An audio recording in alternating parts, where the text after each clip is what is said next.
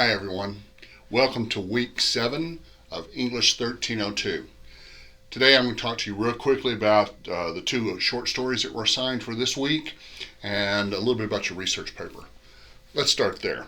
Okay, so you've got a research paper which is due Sunday, October the 19th. The outline is due Sunday, October the 12th. On the outline, it's not hard, it's just a planning tool, but you've got to follow the directions if you want to get a good grade. It's worth 30 points, and of course it has to be Times New Roman and double spaced. All you really need, you don't need an introduction, you don't need a conclusion, you don't need any body paragraphs, just the thesis, and be sure your thesis mentions the name of the story as well as the element of formalism you're going to use. So be sure you mention barn burning. You could include William Faulkner in there and say something like how setting helps the reader to understand barn burning a little better, or irony is an important aspect of barn burning by William Faulkner, or the protagonist is a fascinating aspect of barn burning by William Faulkner. You need the name of the story and the tool that you're using to help interpret it. As always, please don't retell the story. You really don't need any plot summary at all.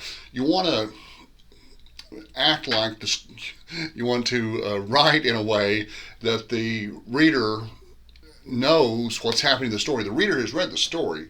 All you're doing is you're explaining one particular aspect of it, the setting or the protagonist or the climax or something like that, to help the reader understand the story better. That's all you're doing. So you need the thesis written out, a complete sentence, of course, 3 topic sentences, which are just like little subsets, little supporting ideas pertaining to the thesis, and then 3 quotes from the story, which are like little supporting legs of the topic sentences. Of course, you'll need a works cited page, and now this one has to have 2 sources, so you use the short story itself, Barn Burning by William Faulkner, as your primary source. I think I provided a link for you. And then you'll need to do a little bit of research and find a good book or a good journal article that also talks about the element of formalism that you're using. So let's say, for example, you decide to use style.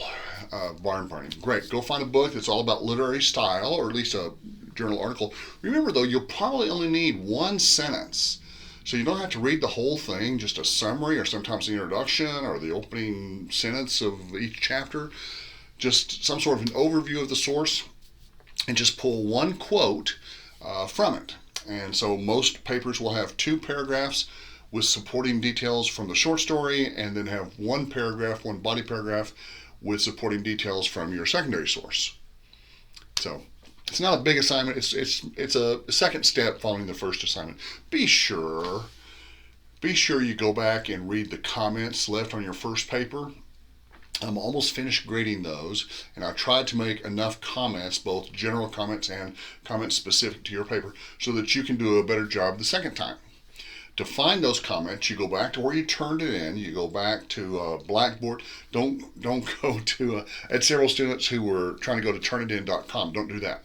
Go to South Plains College, click on Blackboard, go to Blackboard, go to this course, click on, I think it's assignments, and then under the assignments tab is Turnitin, R1. Click on that. Your paper will open with little bubble comments, and on my screen, it's on the right-hand side. Yours, it may be on the bottom, but specific comments about your paper. Read those, and if you have specific questions about those comments, please let me know using an email. I got a little laugh this last week. I had written a post saying, congratulations, so many students were getting better about using direct email instead of hitting reply to do not reply, or instead of using Blackboard Messenger. And then sure enough, I got 3 messengers right in a row. So don't use Blackboard Messenger. Do use email. All right, so if you have questions about the research paper, let me know. We'll talk some more about that later. But I want to talk to you about the 2 short stories. They're really good short stories. I hope you've got a chance to read them. Now, in college, there's one very important thing to realize. First of all, you've got to read the story. There's just no getting around that. A summary won't work, a video won't work, listening to it on audiobooks generally doesn't work. Yeah, just read the story. And don't be surprised if you have to read it more than once. Go ahead and read the whole thing. Stop and think about what it meant, what it's saying, and then read it again. You'll have to look up a few words, especially in the ones who walk away from Omelas, but they're both pretty short stories. Let's talk about A&P by John Updike. Updike is a very well-known American author. A lot of his stories were set in the 60s and 70s. He's famous for the Rabbit Run series, series of books. Excuse me, guys.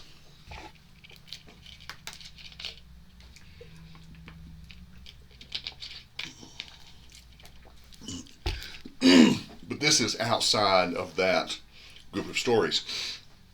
So you got a main character, Sammy, who's the protagonist, and he's working in a supermarket called the A&P.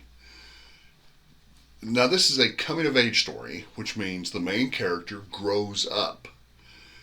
It's a little ironic because he's 19 years old and you think he would be grown up. But this is set in the 1960s. It's set in a small town located on the beach, not 5 miles from the ocean. I think it says 20 miles, but I get the impression it's closer than that. But it's right there by the ocean, and this young man is pretty immature.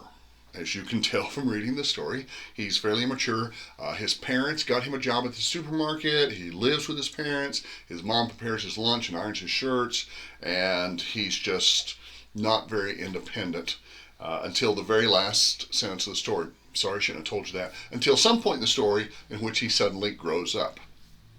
So read about what happens and what causes him to grow up, and then feel free to speculate. What do you think will happen after? Ooh, that might make a good discussion question. What happens after the end of A&P by John Updike? If you haven't read The Ones Who Walk Away from Omelas yet, you've got a treat coming. This is a really, really good short story. But it's also a problematic short story because it doesn't have a clear protagonist, or it does have an antagonist, kind of, sort of, it's probably not who you think it is. The setting is totally fictional, doesn't exist at all, actually, and even the theme is questionable.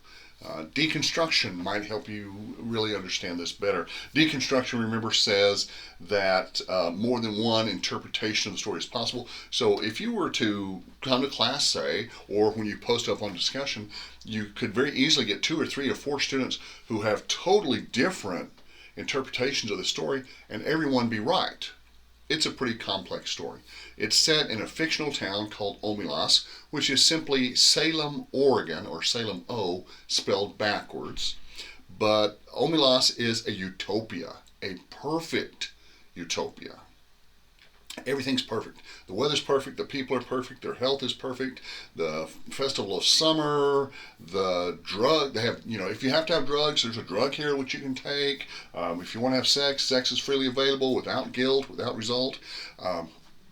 It's just really is a very, very idyllic place and time to live. But of course, there's the drawback. That's the boy in the closet. And so read that, and then ask yourself, and of course, the most common question is, why do they walk away from Omelas? Because when they walk away from Omelas, they know what they're walking into. Well, it says some of them don't, but most of them do. They're walking into the real world where things are not nearly as good as they are in Omelas. If they were to walk from Omelas into Lubbock, Texas, they would find a totally different type of setting and culture and society, not nearly as perfect as the one they left. So why would you leave? The follow-up to that is, would you leave? Would you walk away from Omelas given the conditions in the short story? Meaning, i.e., the little boy and the fact that you can't help and no one can help the little boy. Would you stay there then? And the fact that their utopia is based on the condition of the little boy. Anyway, read the story, highlight the main ideas. I do really encourage you to take notes, and an easy way to do that is by printing out and filling out one of these little forms called the Elements of Formalism, and just list who's the protagonist, who's the antagonist, what the setting is, if there's any symbolism. Now, some of these stories, there's no symbolism. which characters are rounded, which are flat, which ones change, which don't change. Is there any foreshadowing? Is there any irony? Anything unique about the style or the diction or the tone? And these will be very helpful when it comes time to take the quiz, which we have coming up next week. All right. Next week we've got 4 short stories, but they're all pretty short. They're all pretty different. Julia for Peers, The Jewelry, which is also called The Jewels, The Story of an Hour, and The Yellow Wallpaper. But I think you'll enjoy them. They're all good short stories, and you guys are good learners. So when you're reading the stories, if you have any questions about the content, who's the protagonist, why, who's the antagonist, why, please feel free to drop me an email. Do not send me a message through Blackboard Messenger. Do not hit reply to the messages I send out. But drop me an email, jfly@southplainscollege.edu. And we'll talk some more later.